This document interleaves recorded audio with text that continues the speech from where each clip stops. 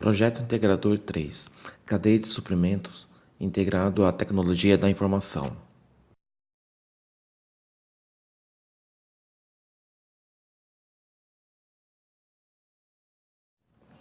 Os integrantes: Emerson, Mauro, Monique, Roberto, Rodrigo, Maurício, Leonardo e Rubens. Este trabalho foi desenvolvido na empresa Granasa Minas, Indústria e Comércio Limitada, da cidade de Extrema.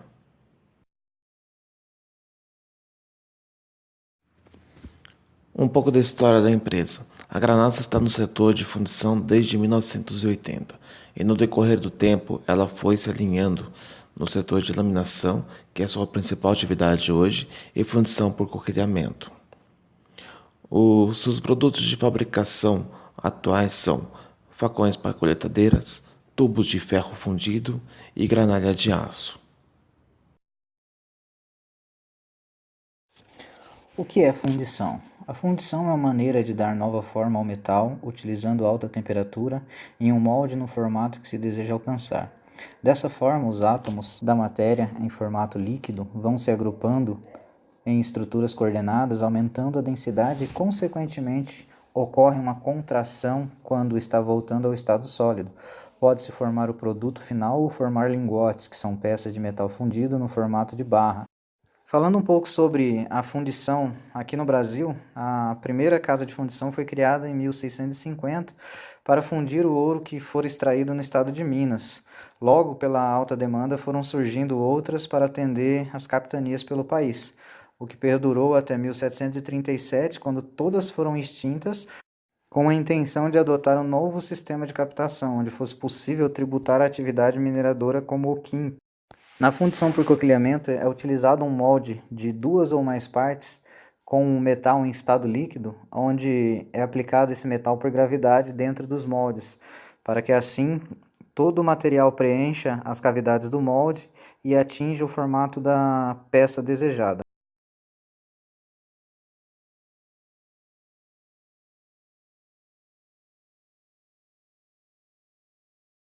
O aço é uma liga metálica formada essencialmente por minério de ferro e carbono, com percentagens desse último variando entre 0,008 a 2,11%. Distingue-se do ferro fundido, que também é uma liga de ferro e carbono, mas com teor de carbono acima de 2,11.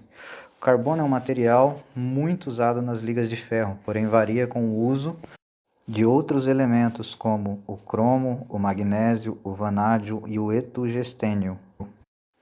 E o aço ele pode ser classificado das seguintes maneiras: pela quantidade de carbono em porcentagem, pela composição química, quanto à constituição da sua microestrutura e quanto à sua aplicação. A história conhecida do aço tem de início na Anatólia por cerca de 2000 anos antes de Cristo, tendo sido a idade do ferro plenamente estabelecida por volta de 1000 anos antes de Cristo. Nesse período, a tecnologia de fabricação do ferro se espalhou pelo mundo. Em aproximadamente 500 anos antes de Cristo, chegou às fronteiras orientais da Europa e por volta de 400 anos antes de Cristo chegou à China.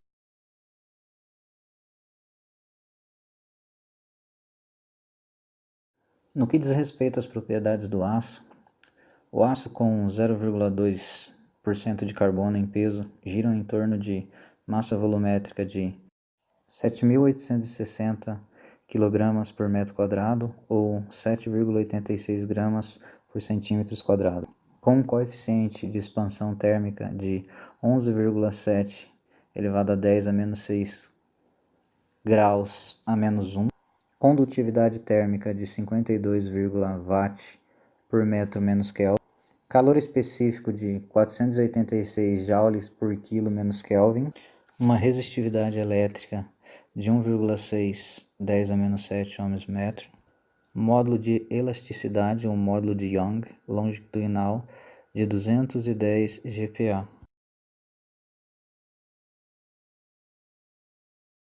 Módulo de elasticidade, ou módulo de Young também, mais transversal, de 80 GPa, coeficiente de Poisson de 0,3, limite de escoamento de 210 MPa, limite de resistência à tração de 380 MPa e alongamento de 25%. As fases do aço são a austenita, a bainita, a martensita, a cementita, a ledeburita, ferrita, perlita, esferoidita.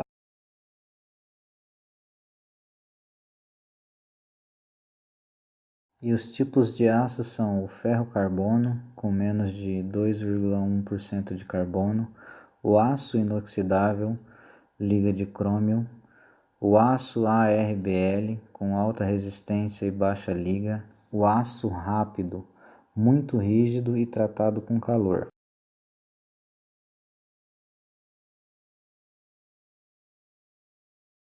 Descrevendo alguns pontos principais sobre a laminação. Segundo a Associação Brasileira de Alumínio, laminação é o processo de conformação mecânica que consiste em moldar a seção transversal de um metal na forma de barra, lingote, placa, fio ou tira, pela passagem entre dois cilindros com geratriz retilínea, laminação de produtos planos, ou contendo canais entalhados de forma mais ou menos complexa, laminação de produtos não planos, sendo que a distância entre os dois cilindros não deve ser menor que a espessura inicial da peça metálica.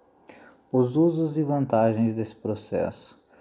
Ele é um processo de transformação mecânica de metais mais utilizados, pois apresenta alta produtividade e um controle dimensional do produto acabado que pode ser bastante preciso. Os esforços envolvidos na laminação. O material é submetido a tensões compressivas elevadas, resultantes da ação da prensagem dos rolos e a tensão cissalantes superficiais, resultantes do atrito entre os rolos e o material. As forças de atrito são também responsáveis pelo ato de puxar o metal para dentro do cilindro. E por fim, as etapas da laminação. A redução ou desbaste inicial dos lingotes em blocos, tarugos ou placas são realizadas normalmente por laminação a quente. Depois dessa fase, segue-se uma nova etapa de laminação a quente para transformar o produto em chapas grossas, tiras a quentes, vergalhões, barras, tubos, trilhos ou perfis estruturais. A laminação a frio, que ocorre após a laminação de tiras a quentes, produz a tira a frio de excelente acabamento superficial, boas propriedades mecânicas e controle dimensional do produto final, que é bastante rigoroso.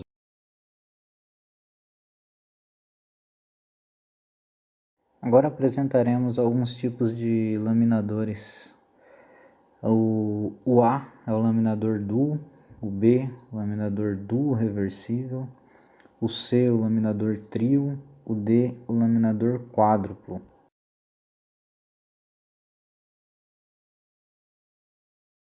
O E, o laminador sem dizimir, e o F, o laminador universal.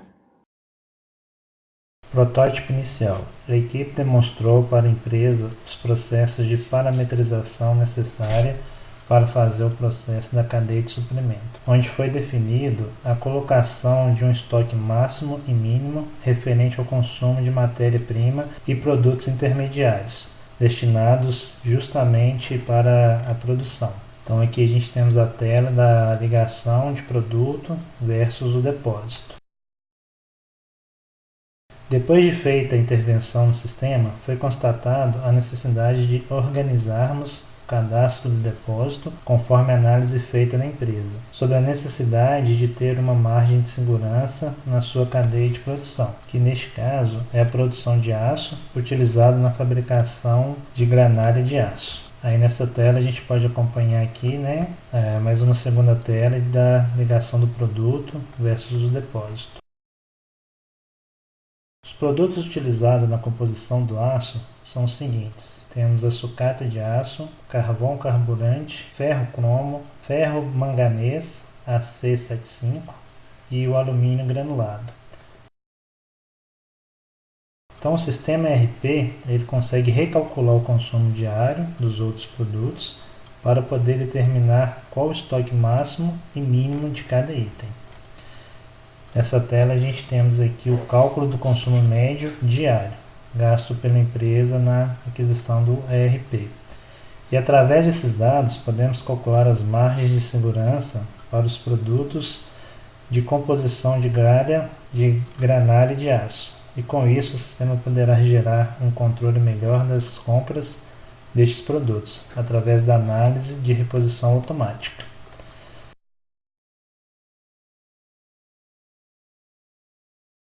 Feedback sobre o protótipo final.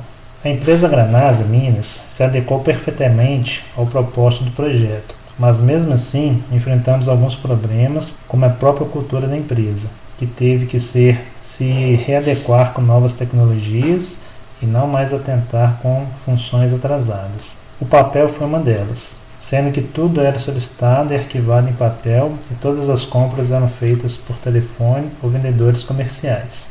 Ponto fraco foi que a resistência de colaboradores em permanecer no mesmo processo, impedindo a transição para o novo. Já o ponto forte o novo processo irá trazer muita economia para a empresa, mantendo seu fluxo de caixa bem equilibrado e deixando toda a responsabilidade do estoque para o próprio fornecedor, onde ele irá saber exatamente o que vai vender e quando vai entregar, para que a produção não pare. Então, nosso protótipo final, utilizando a metodologia de aplicação do sistema ERP para controlar devidamente o estoque da empresa, podemos constatar através do próprio sistema a queda do volume de compras, que diminui significativamente, não haver mais a duplicidade, que causava aumento no custo operacional. Como podemos observar na tela de solicitação automática, o volume de compra é menor do que o volume anterior. Então, nessa tela, a gente vê a análise dos requisitos automáticos. Nessa tabela, a gente tem um volume de compras mensal do mesmo período em junho de 2018.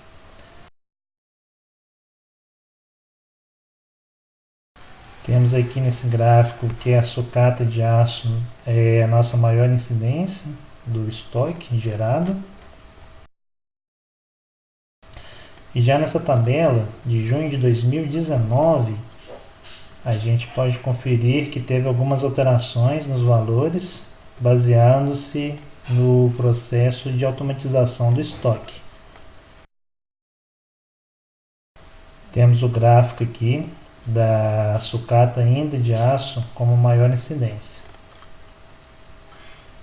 Analisando as planilhas anteriores e gráficos apresentados, foi muito significativa a redução do volume de compras do período de junho de 2019, mesmo período do ano anterior.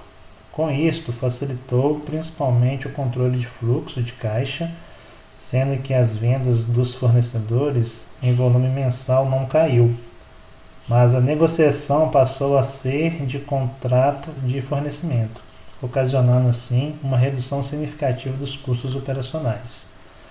Podemos dizer então que este tipo de sistema passou a ser uma fidelização com o fornecedor de matéria-prima. Considerações finais. Para finalizar, a equipe sugeriu, no começo do projeto, que a empresa fizesse uma análise de todos os seus produtos. A mesma fez a análise e implementou o sistema no sistema ERP, o estoque máximo e mínimo utilizado no seu processo de cadeia de produção. E o trabalho final, a equipe analisou o seu processo de produção e concluiu que pequenas mudanças fazem uma grande diferença, além de flexibilizar a armazenagem da matéria-prima. O espaço físico para esse processo diminuiu, fazendo com que a maior parte do estoque mensal ficasse diretamente no fornecedor, através de contratos de fornecimento, sendo que este é um outro processo da cadeia de suprimento. Este processo era praticamente antigo na empresa, onde boa parte do seu espaço físico ficava para o estoque de matéria-prima. Hoje podemos observar que seu estoque de matéria-prima é suficiente para a semana. Com isso, se reduz até o seu fluxo de caixa, pois as compras ficam mais facilitadas por causa dos contratos de fornecimento.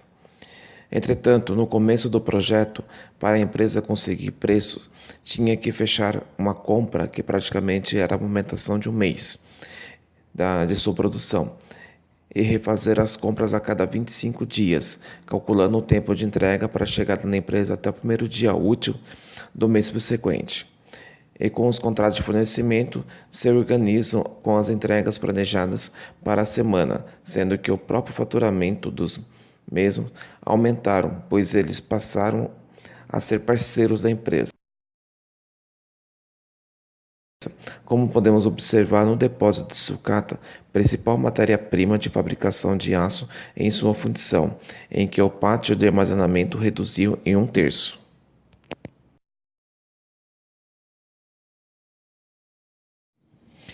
E a mesma metodologia da cadeia de suprimento foi colocado em prática no setor de laminação da empresa, onde a redução do pátio de armazenamento também reduziu em 1/3 do seu tamanho.